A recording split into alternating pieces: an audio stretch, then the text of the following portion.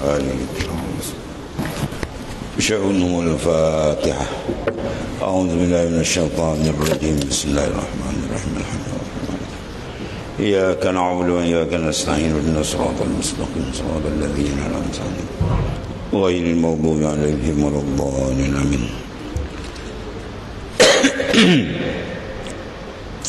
Bagaimana? Ada apa?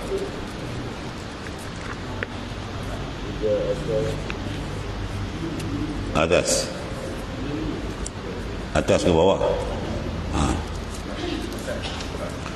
Bismillahirrahmanirrahim. Qala mu'alif kadasallahu sirrah. Iza asa waladuk fa'addibhu bisyar'i wa la taqta'hu bal qabilhu bil ubusah liyakuffa 'anil ma'siyah wa aksara ma yadkhulu 'ala mu'minin ad-dakhil idza kana 'asiyan fa imma an yafdahu wa imma an yastahzi'u bih fa idza fa'alu zalik faqad akhta'u at-tariq. Apabila seorang anakmu melakukan maksiat, dia minum arak misalnya, dia berjudi, tak sembahyang, maka hendaklah engkau didiknya dengan ajaran syariat dan jangan engkau menghalaunya, bahkan zahirkan kemarahan itu. Kemarahan itu kena zahirkan. Lepas tu disuruh kita didik daripada kecil lagi, muru auladakum bis-salah idza balagha as-sab' wadribuhunna idza balagha al-'arsh atau kama qala. Suruh anak kamu dengan sembahyang apabila ia berumur 7 tahun dan rotan dia apabila umur 10 tahun. Itu maknanya dia panggil darbat ta'dib, mengajar adab. Di anak ni akan memikir kesalahan-kesalahan lain. Dia tak sampai dipukul, hanya dimarah, ditengking gitu je lah. Tapi sampai kena sesah dengan gotan, ni benda besar ni. Jadi dia akan fikir bahawa as-salah merupakan satu perkara yang besar. Itu maksudnya. Itu cara didikan. Jangan dihalau. Kalau dihalau, bermakna lagi dah dia teruk. Dia keluar rumah, tak ke mana pergi, tak tahu. Mungkin depan mati kita jaga pun dia jadi macam tu. Kalau dia hilang, takut lebih rosak. Itu dari sudut mendidik maknanya. Jadi kita berikan dia satu didikan. Cara dia ialah mendidik satu peringkat ke satu peringkat. Hendaklah engkau didiknya dengan ajaran syariat dan jangan kau menghalaunya, bahkan zahirkan kemarahan itu ketika bertemunya supaya dia berhenti daripada melakukan maksiat itu. Sebab orang beriman, jiwa dia yang telah dipancarkan nur iman, nurul ma'rifah, kemanisan iman, kemanisan dengan Tuhan, dia tidak akan selesa dengan kekotoran. Orang yang hidupnya dalam keadaan bersih, segar, sihat, pakaian bersih, semua rumah tangga dia bersih, dia tak sesuai dengan tempat yang kotor. Begitulah maknanya. Orang beriman yang Tuhan dah letakkan di tempat bersih, dia tak sesuai dengan kekotoran. Cuma cara menangani kekotoran tu atau diajar seperingkat demi seperingkat. Waktu dalam Quran Tuhan sebut la tajidu qauman yu'minuna billahi wal yawmil akhir yuwaddu man hadallah walau kanu aba'ahum aw abna'ahum aw ashiratahum ila akhir ayat. La tajidu qauman, kamu tidak akan dapat lihat wahai Muhammad sallallahu alaihi wasallam, kaum la tajidu qauman yu'minuna billahi wal yawmil akhir, kaum yang beriman benar-benar kepada Allah dan hari akhirat, yuwadduna man hadallah, mencurahkan kasih sayang kemesraan kepada orang yang menentang agama Allah Ta'ala. Walau kanu aba'ahum aw abna'ahum aw ashiratahum, walaupun dia menentang tadi daripada bapa-bapa kamu, anak-anak kamu dan kaum kerabat yang terdekat kamu. Itu sikap yang ditunjukkan oleh Al-Quran, bahawasanya jiwa yang telah dibersihkan oleh Allah Ta'ala, dia tidak sesuai dengan kekotoran tadi. Jadi oleh kerana itu kekotoran taklah dibersih. Maksiat ada benda yang kotor, ya, lebih berkeladak daripada longkang kotor itu, tuan. Sebab dia tak boleh masuk hadrat Allah Subhanahu Wa Taala kecuali dibersihkan. Mana mungkin nak masuk dalam istana raja dalam keadaan dia berkubang dengan kekotoran. Dia kena mandi bersih dulu. Ya, kalau tidak kan dekat gate dia kena hambat dengan jaga. Ni orang gila mana datang ni kan.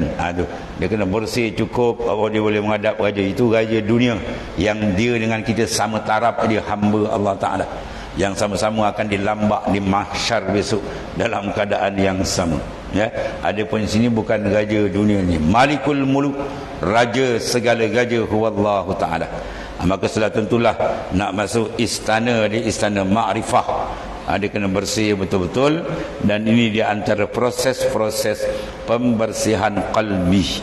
Jadi kitab tasawuf dipanggil kitab Tauhidul Khas, yang membincang satu benda yang paling besar, iaitu hakikatul insan, hakikat diri manusia itu, qalbi, roh, sir, syarab, fuad, lub, macam-macam nama Quran begini. Dan dalam hadis-hadis sahih, ya, nama mengikut maratib, ya, mengikut martabat makrifat dia. Jadi keseluruhan kitab, ya, ini adalah membahaskan perkembangan ruhani gitu. Jadi di sini satu soalan yang berkait, iaitulah kita dengan anak dibuat misal.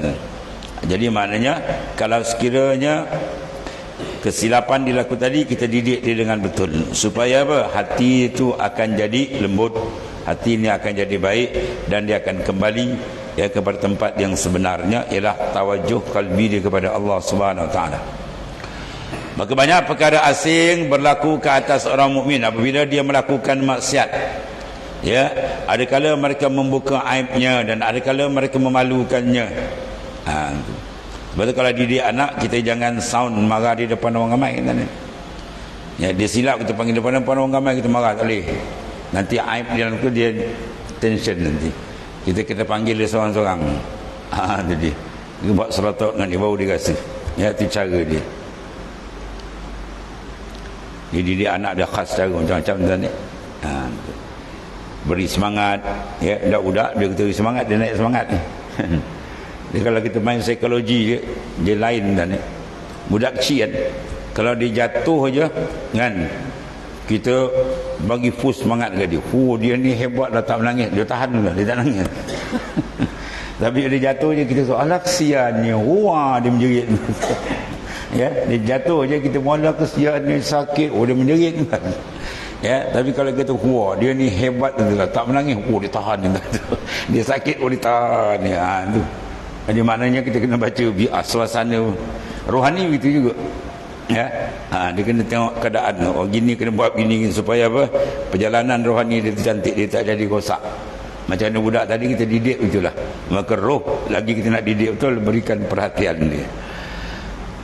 Maka banyak perkara asing yang berlaku ke atas orang mukmin apabila dia melakukan maksiat. Ada kala mereka membuka aib, ya, dan ada kala mereka memalukan. Maka apabila mereka melakukan hal demikian, sesungguhnya mereka telah tersilap jalan. Sebab Islam ajar kita dua. Satu, mengesan permasalahan, dan kedua, menyelesaikan masalah. Ya, tapi kebanyakan kita kadang-kadang dia dedahkan masalah, tapi jalan selesai dia tak buat. Ni gini. Lepas tu cara selesai dia tak buat. Ni cara menyelesai. Ya, macam mana kita nak tackle dia supaya dia kembali balik jadi mana sebagaimana yang dikendaki. Ya.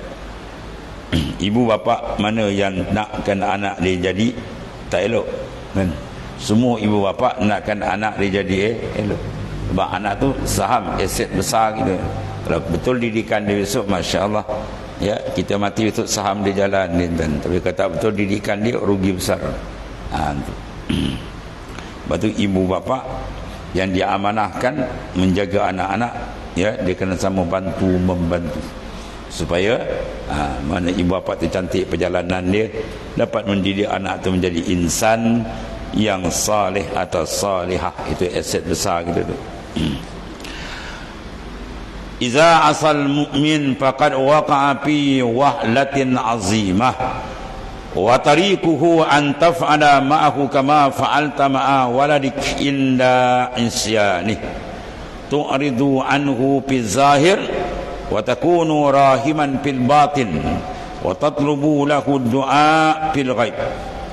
Apabila seorang mukmin melakukan maksiat, sesungguhnya dia telah jatuh dalam satu keadaan yang amat getir, ya. An-nas la yakhlu anil khata' wan nisyan. Manusia selama nama dia manusia, lain daripada Nabi dan Rasul, kita tak sunyi daripada tersilap. Tak ada kita nak cari insan tu dia bersih, tak ada. Yang sifat maksum tu Nabi dan Rasul saja.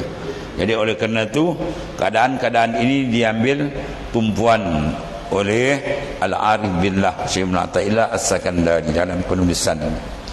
Apabila seorang mukmin melakukan maksiat, sesungguhnya dia telah jatuh dalam satu keadaan yang amat bahaya, yang amat getir. Maksiat tu menyebabkan, kata Nabi SAW, nuktatun sauda, bintikan hati dia tetap jadi hitam. Kalau dibiarkan dia deran, dia karat, akhirnya boleh bocor. Wala'ayazabillah. Iaitu maksiat punya bahaya. Racun maksiat tu, dia meracun akan kemanisan keimanan kita dengan Tuhan. Dia menjadikan dia terhijab dengan Tuhan, hatinya menjadi gelap, dan kalau tak bertobat, azab besar murka Tuhan menanti dia. Itu di antara salah satu, kata Imam Ghazali, cara dalam kita nak bertobat tu, dia kena ada push dia tuan. Kita kena suntik dia apa? Ya, itulah ba'is, benda yang membangkitkan supaya datang rukun yang pertama dalam taubat. Apa dia? An-nadam. Nak menyesal tu kan senang tuan-tuan. Astagfirullah, astagfirullah tu kat mulut dia, takut tak terjun ke dalam kan. Dia nak terjun ke qalbi tu, betul sesal. Maka dia kena bawa, ingatkan resiko maksiat, sehingga dia rasa gerun betul dan gentar takut dengan Allah Ta'ala. Itu baru dia akan rasakan. Dia sir, rahsia daripada disuruh kita tu banyakkan bertaubat, istighfar. Dia ada rahsia dia. Dia akan membawa kepada insan tu ada dampingan akhirnya dengan Allah Ta'ala. Banyak rahsia besar dia akan dapat. Jadi apabila seorang mukmin melakukan kesalahan, maksiat, sesungguhnya dia telah jatuh tu dalam satu keadaan yang amat getir. Jalan untuk engkau menegurnya ialah engkau melayaninya seperti mana anakmu melakukan maksiat. Ya, kalau orang maksiat, macam mana kita layan anak kita buat maksiat? Ya, kita beri perhatian kepada dia, kita pantau dia, nasihat dia, berbagai-bagai cara supaya dapat tarik di mana. Dan kau berpaling daripadanya secara zahir. Zahir kita tu menunjukkan kita murka, biar dia rasa gerun, ya. Namun engkau sangat mengasihinya dalam batin, tapi hati kita sayang dekat dia supaya jangan dia terjebak dengan benda yang memusnahkan dia. Tuan, kalau kita biarkan, tu bahaya kan. Dalam hadis Nabi kata apa? Man lam yahtamma bi amril muslimin falaysa minni. Barang siapa yang tidak mengambil berat tentang urusan umat Islam, umat kita ni, maka dia bukan umat aku. Nabi kata bahaya tu. Sebab kita kena ambil berat seluruh dunia, dan paling tidak pun kita berdoa macam saudara kita di luar negara yang berdepan dengan permasalahan berbagai-bagai. Kalau tidak, paling tidak pun kita doa. Mana kita ada ihtimam benda itu. Nabi tak mau umat Islam tadi berputus. Mana mereka buat hal masing-masing tak mau. Bila umat Islam buat hal masing-masing, di situlah kelemahan akan berlaku. Ya, tengok sekarang benda Israel kan sana tu kelengking ni, habis nak digolak. Sebab apa? Kita berpecah, tu dia punca tu. Sebab Rasulullah bawa dua slogan besar, wahdatul fikri wa wahdatul amal. Penyatuan fikrah dan penyatuan tindakan. Itu kerja besar yang dilakukan oleh Rasulullah sallallahu alaihi wasallam. Betul kekuatan umat Islam ada. Musuh Islam pula dia pecahkan kita tuan ni. Ya, bila dah pecah, betul dia lagakan ni. Dia laga-laga kita, senang dia tak payah pergi, dia laga-laga. Itu sebab maknanya wajib bagi itu umat Islam bersatu seluruh dunia kan. Kena duduk dia bawah satu panji dia yang dibawa oleh Rasulullah sallallahu alaihi wasallam, baru kita akan selamat. Ini musuh macam-macam tuan ni. Allah. Punca satu lah, umat Islam tak kembali kepada ajaran yang dibawa oleh baginda sallallahu alaihi wasallam dengan betul lah tu dia. Dia habis seorang mukmin melakukan maksiat, sungguhnya dia telah jatuh dalam keadaan yang amat getir. Jalan untuk engkau menegurnya ialah untuk melayani seperti engkau melakukan pada anak. Mana hati kita betul-betul rasa sayang nak tarik dia dan tuan ni. Dan kau berpaling daripada secara zahir. Secara zahir kita tunjukkan kemurkaan kita sebab benda tu maksiat. Ya, arida bil maksiatun, reda dengan maksiat jadi maksiat pula. Tapi batin hati kita sayang ke dia. Cara dia tarik doa, hati yang penting. Ya. Itulah ad-doa fil ghaib. Berdoa bi zahril ghaib, ini sengaja daripada doa yang mustajab dalam hadis Rasulullah SAW. Kita doakan tu pada orang tu, dia pun tak tahu yang kita mendoakan dia. Jadi kita doa tu ikhlas, cari tempat masa yang elok, bangun malam kan, waktu tahajud doakan. Ya Allah, kau bukukanlah hati si fulan, yang kau tariklah hatinya ke hadratmu dan sebagainya, insya-Allah. Dan ini pernah berlaku kepada Sayyidina Umar, itu kesan daripada doa Rasulullah sallallahu alaihi wasallam sehingga dia beriman. Jadi kita memandang umat Islam dengan pandangan rahmah, ya, bukan pandangan keputusan. Ya, dia pandang orang tu buat baik, wah ni bagus ni. Orang tu buat jahat, dia kata wah ni habis ni so, neraka tempat dia. Jangan. Itu kan kerja kita kan. Yang kerja kita ialah menarik, memberi nasihat dan sama-sama membina jalan yang terlebih baik. Sebab tu dua perkara kena ada, suka memberi nasihat dan suka mendengar nasihat. Itu sifat orang mukmin. Ya. Orang nasihat dia alhamdulillah, syukur ada orang tegur kita.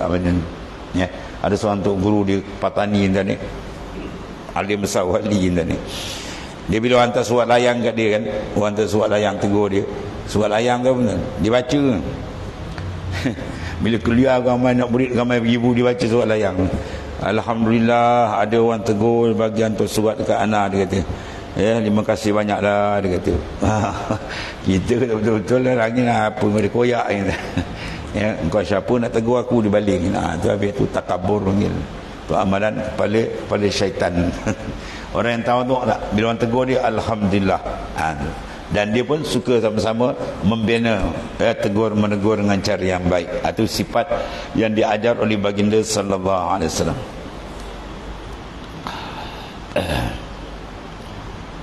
Ulama sufi banyak dimain pandangan dalam tentang sir itu. Maksiatun awrasat zullan wan kisarah khairun minat ta'ah awrasat istikbar. Seorang tu buat maksiat, tapi dengan sebab maksiat tu ujung dia menyesal, sesal betul dia lebih baik daripada orang yang buat taat tapi membawa rasa takabur. Ya, dia buat saat rajin ibadat, rajin zikir, rajin pergi surau masjid, rajin mengajar, rajin belajar. Dalam hati dia ada aku lebih baik, siapa boleh lawan aku, habis boom jatuh dia. Langsung tak ada harga di sisi Allah Subhanahu Wa Taala. Ya, sebaliknya ada orang yang silap tapi dia menyesal aja, penyesalan tu lebih besar harganya. Maksud dia apa ni? Sentiasa kita berjaga-jaga. Ya, bila kita mengerjakan amal yang saleh, sewajibnya kita memandang ini kurnia Tuhan dan syukur kepada Allah, bukan kita memandang kehaibatan, ya, kehandalan diri kita tidak dibenarkan. Itu merosakkan. Kafa bika jahlan an taqsuda ahlad dunya ala ma u'tu wa tushghila qalbak bima indahum fatakunu ajhalan minhum li'annahum ishtaghalu bima u'tu wa anta ishtaghalta bima lam tu'tah. Cantik kalam ni. Kafa mana cukuplah, memada dah, cukuplah engkau dianggap seorang yang jahil bila bahawa engkau berhasad dengan ahli dunia dengan kemewahan yang dikurniakan kepada mereka. Ya, dia dah dapat dah dunia Tuhan berikan banyak, kita hasad dengan dia, dan engkau menyibukkan hatimu dengan kemewahan mereka. Kita dah sibuk dengan kemewahan dia, apa? Ya, engkau lebih jahil daripada mereka kerana mereka sibuk dengan kemewahan yang dimiliki, sedangkan engkau pula sibuk perkara yang tidak engkau miliki. Itu maksudnya.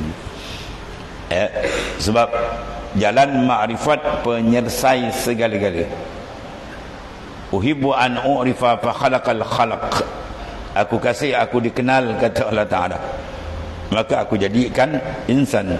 Makna nukta keselamatan sebenarnya kejayaan ialah ma'rifatullah.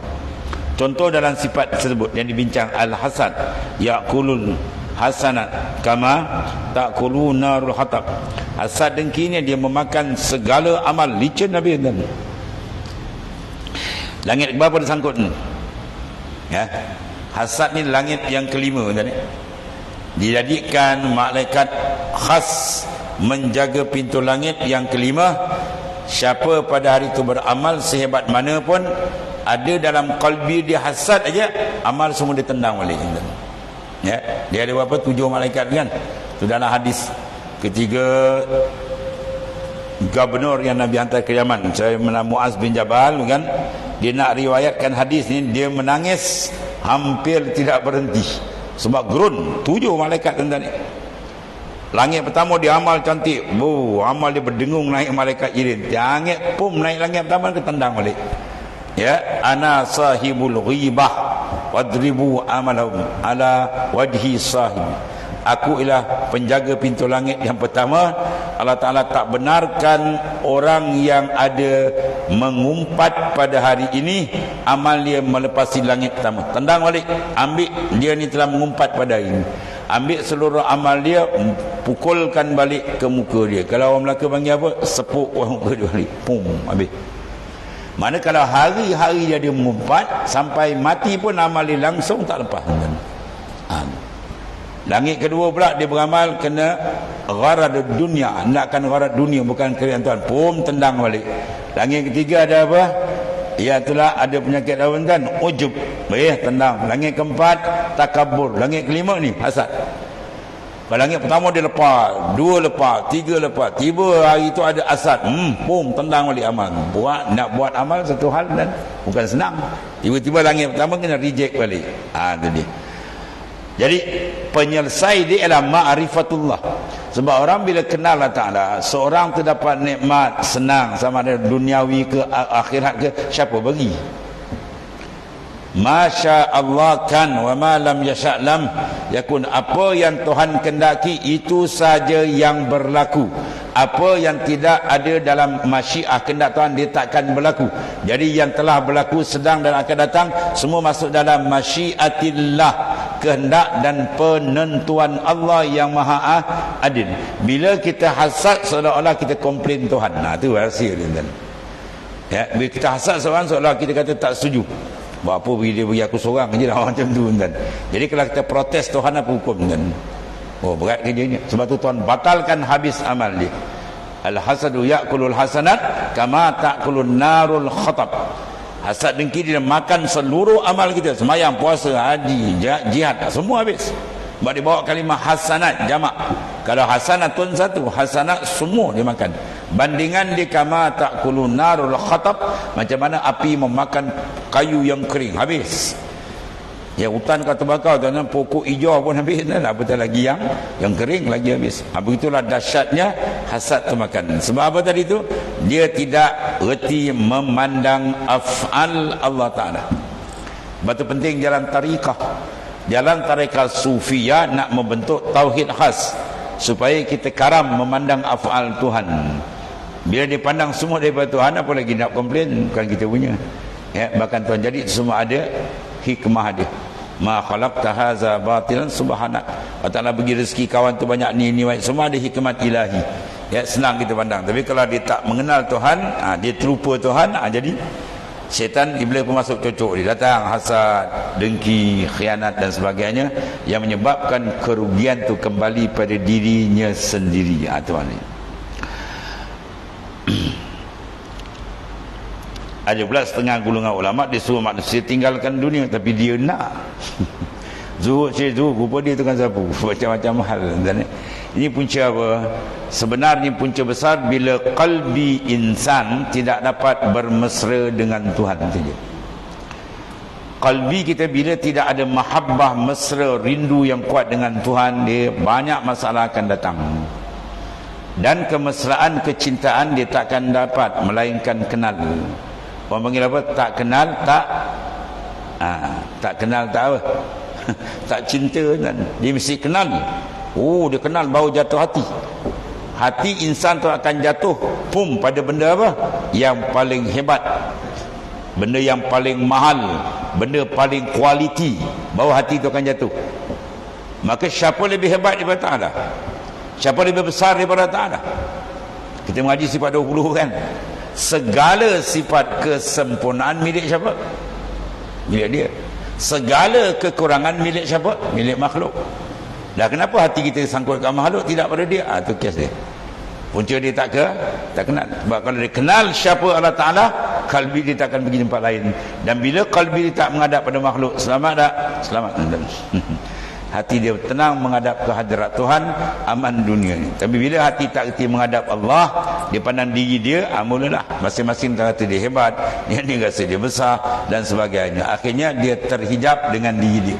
Paru'iyatuka wujudak mani'atun an syuhudi rabbik. Memandang, kamu pandang diri kamu, itu dia panggil hijab daripada memandang musyahadah akan Allah Ta'ala. Dan tidak ada penyelesaian paling besar dalam kehidupan manusia, dan nikmat paling besar ialah musyahadatul Rabb. Dibukakan kalbi, dibukakan, siapa buka? Allah. Dibukakan kalbi insan dapat menghadap dan tawajuh ke hadrat dia. Itu disebut makamil musyahadah dalam hadis sahih, anta budallah ka'annaka tara fa in lam takun tara fa innahu yarak. Ya. Jadi usaha dan sebelum kita padam balik menghadap Tuhan, pastikan kita duduk dalam maqamul ihsan yang disebut dalam hadis sahih ini. Bila Jibril tanya, ya Muhammad akhbirni anil ihsan, ya Muhammad ceritakan aku apa itu ihsan. Rasulullah menjawab, al ihsan an ta'budallaha ka'annaka tara, satu, fa in lam takun tara fa innahu yarak, dua. Ya, yang bawah itu makam muraqabah, atas tu makamil musyahadah, itu pakaian nabi-nabi, rasul-rasul, para aulia dan seterusnya. Dan itulah dipanggil sunnah yang paling besar. Ya, tidurlah dua matanya, tapi mata dalam tak tidur. Ya, jalan selamat ditonton, tonton kena buka serentak, terbuka serentak. Terbuka aja mata luar, mata dalam kena buka.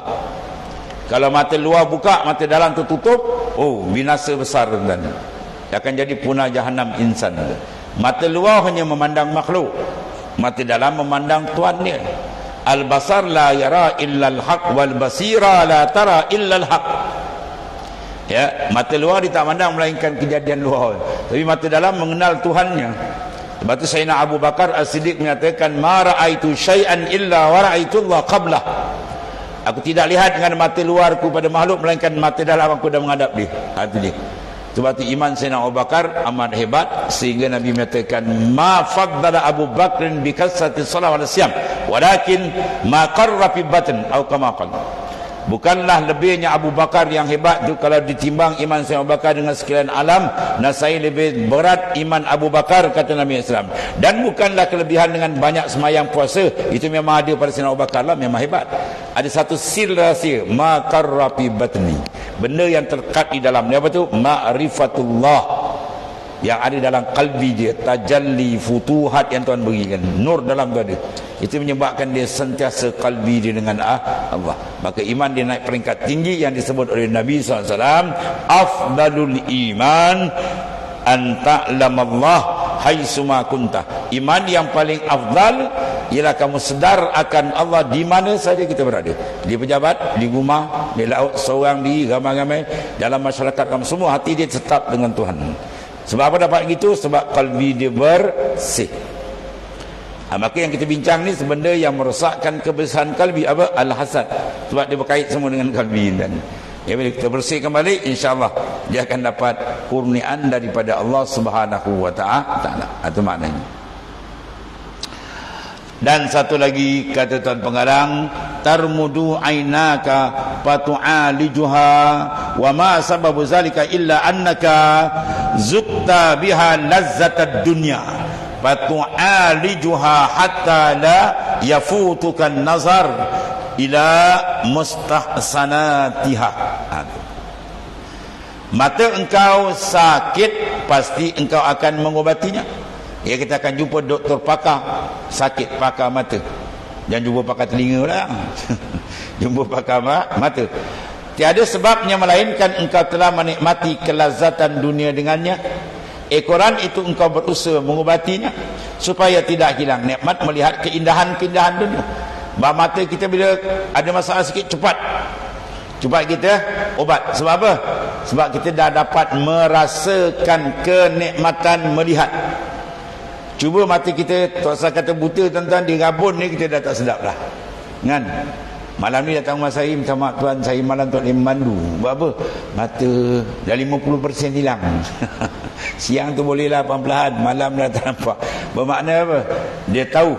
Bila dia tahu nikmat melihat tu sedap, maka dia akan jaga jangan hilang benda tu. Begitulah telinga. Ya, kalau dia sembuh dia tak sedap, cepat-cepat dia jumpa doktor, pakai bateri dah tak bateri, macam-macam dia sumbat tuan-tuan ni. Aduh. Sebab dia dah dapat.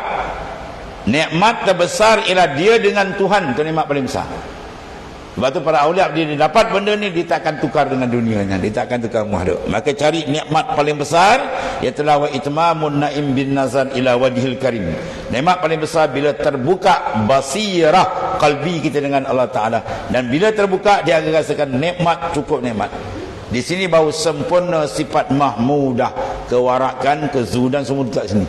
Kalau dia cerita lah warak lah zuhud, sedangkan qalbi dia tidak dapat berlazat dengan Tuhan, cerita tu hanya di lisan saja, tidak terjun ke qalbi. Dia mesti kat sini center kan.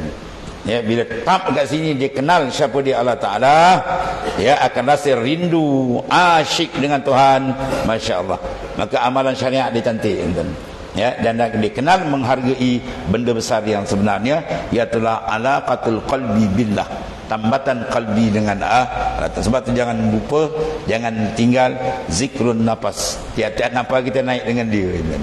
Kita tarik nafas Allah, lepas pun Allah. Tak payah sebut dalam jalan dia Allah, Allah. Berlazat dengan dia.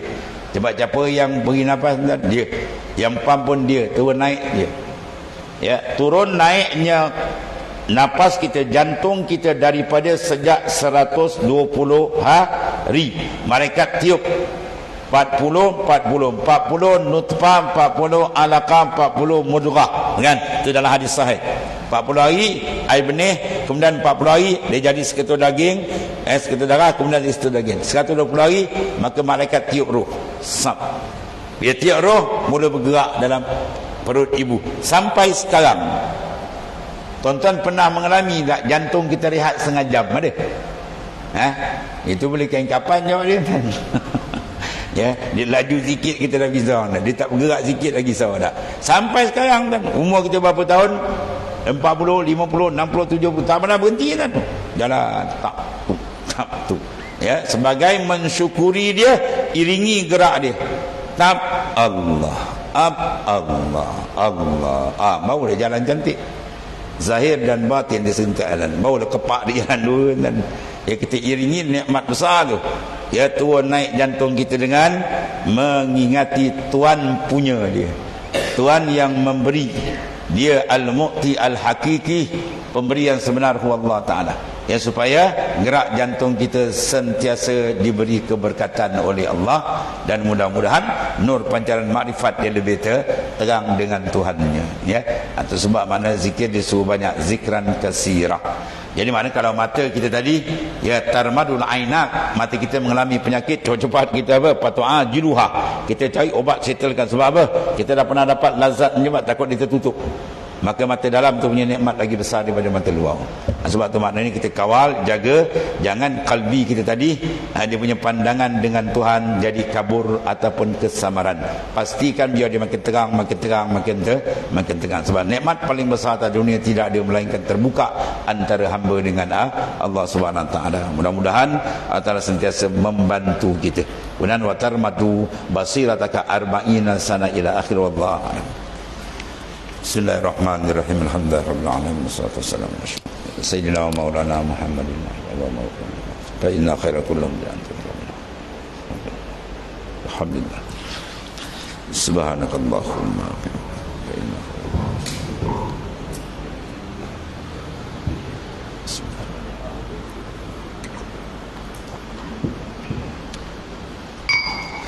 ya